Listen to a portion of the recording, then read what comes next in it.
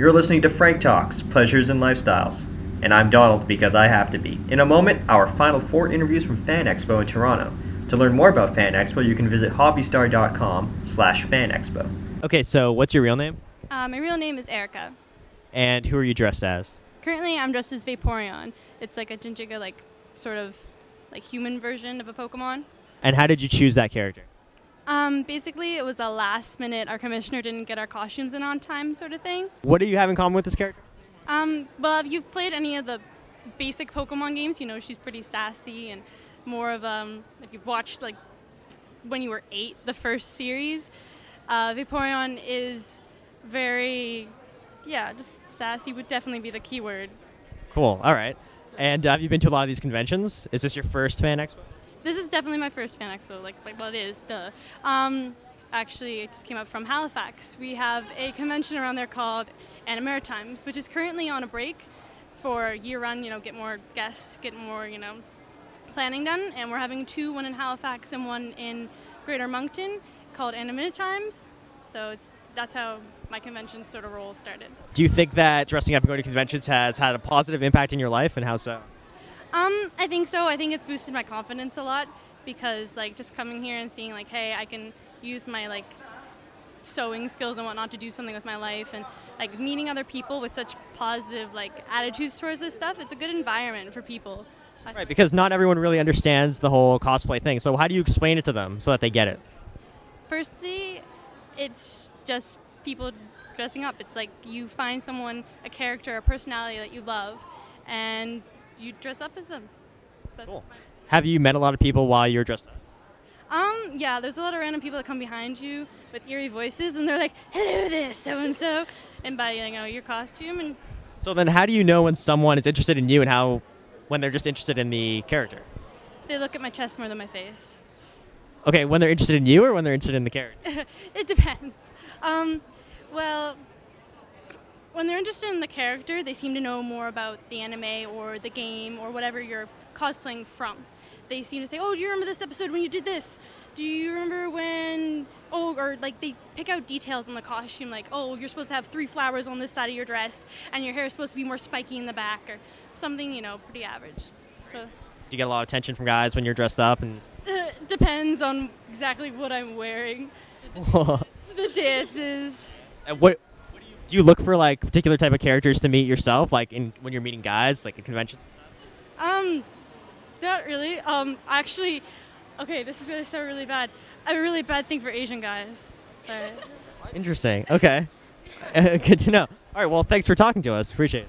Excellent. Yeah, you're very welcome. Okay, so it's Donald here at the FanExpo, and I'm standing here with your real name. Tanya. And who are you dressed as? And Ballistic from Cyberforce. And what do you and Ballistic have in common, personality-wise? I don't know. Probably just the eccentric use of clothing, and Well, why'd you choose that character? because it was very obscure. So is anyone picked out? Does anyone know who you are when you're walking around? Yes, and I was very, very surprised. Well, not everyone really understands, the cosplay thing. How do you explain it to someone so that they get it, if they don't get it? I think it's basically another way to express yourself, and it's just a very fun way to spend a convention.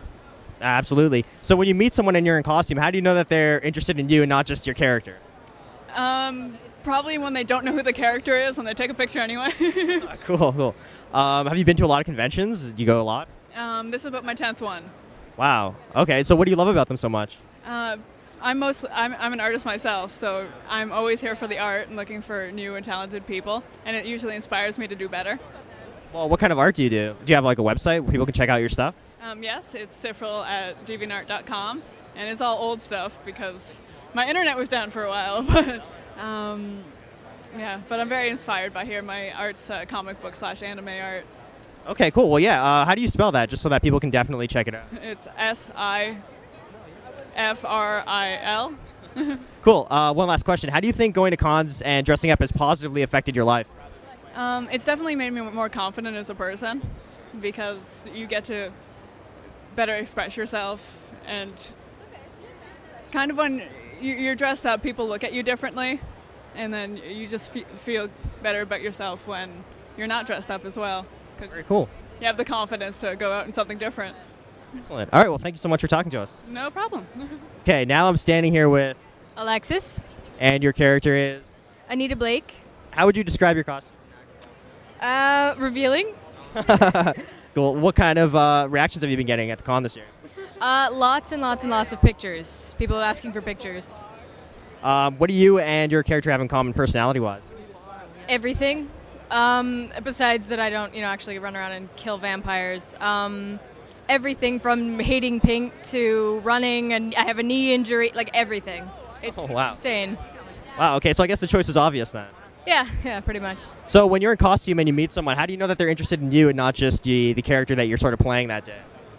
You don't. You really don't. I think it's more when people are dressed up. It's just the colors that attract them and the cleavage showing. Yes. How many conventions have you been to? Do you go a lot? This is my first. Yeah, actually, it's just with Tanya. So. Do you plan on going to more? Yeah, I do. I like this. This is an awesome way to see art and different. I don't know, just all different things. It's really exciting. And how do you think doing that and going to conventions and dressing up is going to positively affect your lifestyle? How doing this is going to positively... I don't know. I mean, socializing, I guess. Meeting different kinds of people. It's a very different breed of person that comes to this, so it's... Yeah. Okay, one last question. What's your favorite part about FanExpo? The horror part of it. I think you're the first person who said that. Really? Yeah. I like... Thank you so much for talking to us. You're welcome. You've been listening to Frank Talks, Pleasures and Lifestyles. Thanks for listening, and take care. Frank Talks is sponsored by the Adult Male Virgin Seminars and Telephone Consultations. If you are an adult and a virgin, you need this seminar. Being an adult male virgin can be most stigmatizing, the very personal pain that haunts you every moment of your life. Alienated from your male friends, for you must hide this shameful secret lest they use it against you. Enough is enough. It is time for male virgins to take charge of their sex lives. The Adult Male Virgin Seminars and Telephone Consultations, only available at FrankTalks.com. Frank helps adult boys turn into men. Frank Talks is sponsored in part by Everything Out of Her Mouth is a Test, a man's guide to the emotional needs of women. Ladies, does your man squash your inner vixen? When you ask him to repeat what you have just said to him, does he look at you like a deer caught in the headlights? Does he think that leaving the game on while you talk to him is a good idea? Is his favorite phrase, "Yes, dear, you are absolutely right"? Does wife or girlfriend mean boring and dull to him? Ladies, don't you wish that he knows what you mean when you ask him if you look fat? Then you need to buy him the book Everything Out of Her Mouth is a Test, a man's guide to the emotional needs of women. On sale now at FrankTalks.com. Frank Talks is sponsored in part by From Loser to Seducer by Frank B. Kermit. He was stood up at his prom. He lost his fiancée to one of his best friends. He went 5 years with no sex, and then he turned it all around. From Loser to Seducer is the story of Frank B. Kermit. It's a story of pain, change, and the redemption of a seducer in training. This includes managing 5 lovers at the same time, his first Valentine's date with 2 women at the same time, and getting back the one that got away. This book marks the triumph of a nice guy over most of his inner demons. Want to learn how to get back the one woman that got away? Buy this book at FrankTalks.com.